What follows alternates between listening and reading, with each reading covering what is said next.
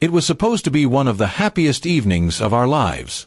My parents had come over to celebrate our wedding anniversary, and I had planned a small dinner at home. The table was set beautifully, candles flickering, soft music playing in the background. My wife, Sarah, looked stunning in a red dress, smiling and chatting with my parents as if nothing could ruin the night. I was proud, thinking we had come a long way together. Little did I know, that night would become the worst memory of my life. Throughout the evening, I noticed Sarah glancing at her phone more often than usual. At first, I ignored it, thinking maybe one of her friends was texting her about the anniversary. But then, during dinner, she excused herself and went to the living room. I followed after a few minutes, only to find her standing way too close to a man I didn't recognize. He had his arm around her waist, whispering something in her ear while she laughed. My heart sank. I froze in disbelief. My parents were still at the table, probably wondering why I hadn't returned. I wanted to believe I was misunderstanding the situation, but then it happened. Sarah kissed him. Not a friendly peck, but a deep, passionate kiss, right there in our home. My legs felt weak, my chest tight. My parents walked in at that exact moment, and the room fell silent except for the sound of my mother's gasp.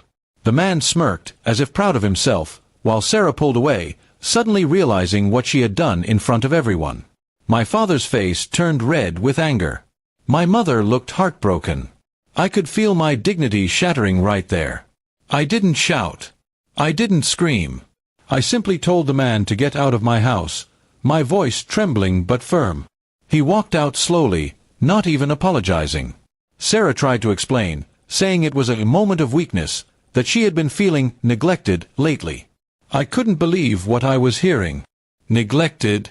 On the night I had arranged for my parents to be here to celebrate our marriage?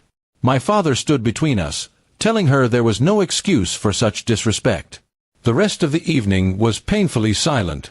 My parents left soon after, my mother giving me a long, tight hug, whispering, "You don't deserve this." I sat in the living room, staring at the candles I had lit just hours ago. They were still burning, but for me, the warmth of our marriage had already gone out.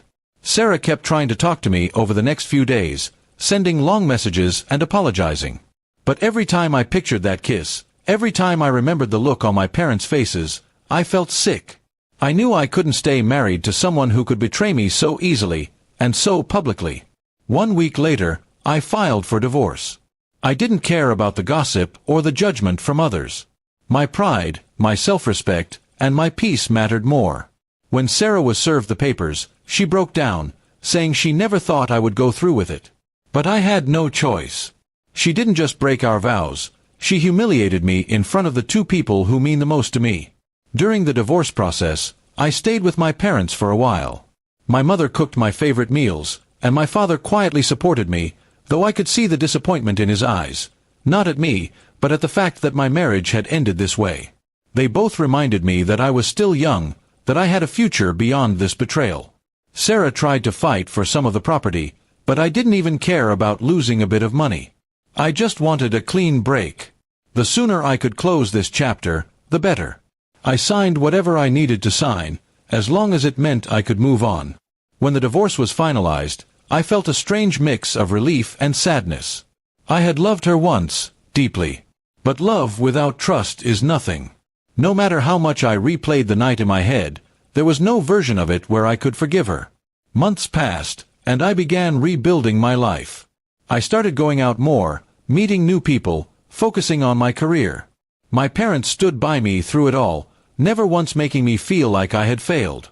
If anything, they were proud that I had the strength to walk away. Sometimes, late at night, I still think about how quickly things can change. One moment you're celebrating love, and the next, you're watching it die right in front of you. But I've learned that staying in a broken relationship only deepens the wound. Walking away might hurt at first, but it's the only way to truly heal. Looking back now, I'm glad I ended it that night, even if it took me a few days to make it official. My marriage was over the moment she kissed that man in front of me and my parents. And while that memory will always sting, it's also a reminder that I deserve better, much better. Now, when I celebrate anything, I make sure it's with people who value me, respect me, and would never think of betraying me. Because life is too short to waste on those who don't see your worth. And Sarah. She became just a name in my past, a chapter I'll never reopen.